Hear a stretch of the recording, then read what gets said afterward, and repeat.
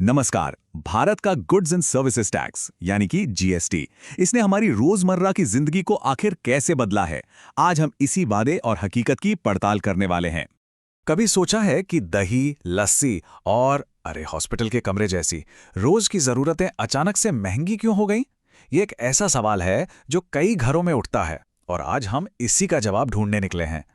और हाँ, ये जो पूरी बातचीत हम कर रहे हैं, ये डॉक्टर रक्षित मदन बागड़े के research paper goods and services tax general Indian पर आधारित है, ताकि हमें सारी जानकारी एकदम सटीक मिले। तो ठीक है, चलिए एकदम बेसिक से शुरू करते हैं। ये जीएसटी आखिर है क्या भला? देखिए, आसान भाषा में समझें तो ये एक अकेला टैक्स है जिसने भारत में लगने वाले ढेरों इनडायरेक्ट टैक्सेस की जगह ले ली। 1 जुलाई 2017 से लागू हुआ और ये सीधा सामान और सेवाओं के इस्तेमाल पर लगता है। तो चलिए, सबसे पहले उस वादे की बात करते हैं जो जीएसटी लाते समय किया गया था। वादा था एक आसान और सस्ती टैक्स व्यवस्था का। जीएसटी से पहले का सिस्टम याद है? अरे बाप रे, टैक्स का एक पूरा मकड़ जाल था। VAT, service tax, excise, entry tax, मतलब गिनते गिनते थक जाएं। तो आइडिया ये था कि इस पूरे झमेले को हटाओ और बस एक सिंपल टैक्स जीएसटी ले आओ। और इसका सबसे बड़ा वादा पता है क्या था? टैक्स पर टैक्स के असर को खत्म करना। मतलब एक ही सामान पर बार बार जो टैक्स लगता जाता था वो बंद हो जाएगा, जिससे चीजें अपने आप सस्ती हो जानी चाहिए थीं। तो उम्मीदें क्या क्या थीं? यही कि बनाने वालों के लिए लागत कम होगी, कार और रोज के सामान सस्ते मिलेंगे, आम इंसान पर टैक्स का बोझ कम होगा, डिमांड बढ़ेगी और तो और आगे चलकर नौकरियां भी ज्यादा पैदा होंगी। सुनने में तो काफी अच्छा लगता है ना? लेकिन वादा एक बात है और हकीकत वो कभी-कभी कुछ और ही निकलती है।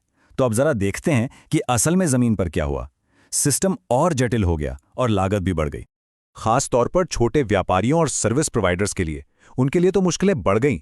जीएसटी रिटर्न फाइल करना कोई बच्चों का खेल नहीं था। नतीजा, उन्हें टैक्स सलाहकारों को हायर करना पड़ा, जिससे उनका खर्च और बढ़ गया।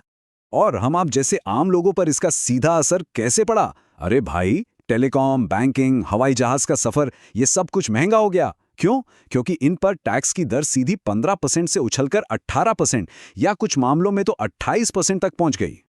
और फिर आया जुलाई 2022 का वो झटका।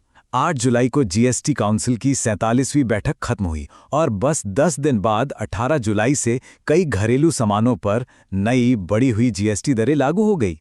जैसे कि पैकेट वाले दही और लस्सी पर 5% जीएसटी लग गया। 5,000 रुपये से ज्यादा के हॉस्पिटल रूम पर भी 5% टैक्स। 1,000 रुपये से कम वाले होटल के कमरों पर सीधा 12%।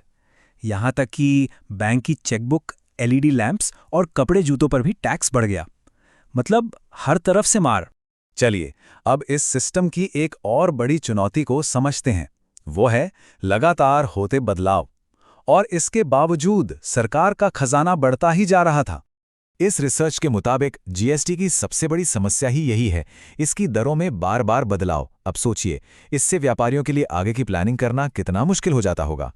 और तो और इससे उल्टी शुल्क संरचना जैसी अजीब समस्याएं पैदा हो जाती हैं, जहां कच्चा माल तैयार माल से भी महंगा पड़ने लगता है।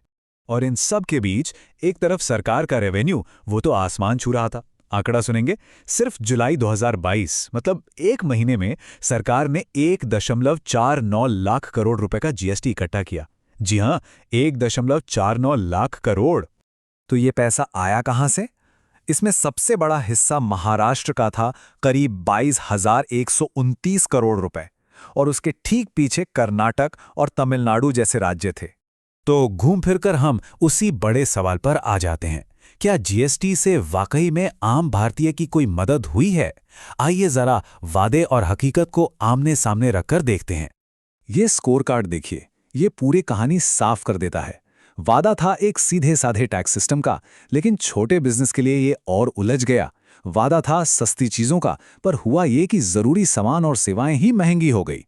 टैक्स पर टैक्स खत्म करना था, पर बार बार बदलते नियमों ने नई मुसीबतें खड़ी कर दी।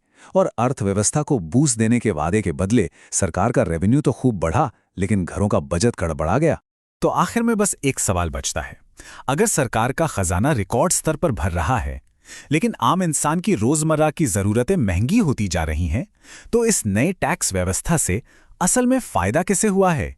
इस पर सोचना तो बनता है।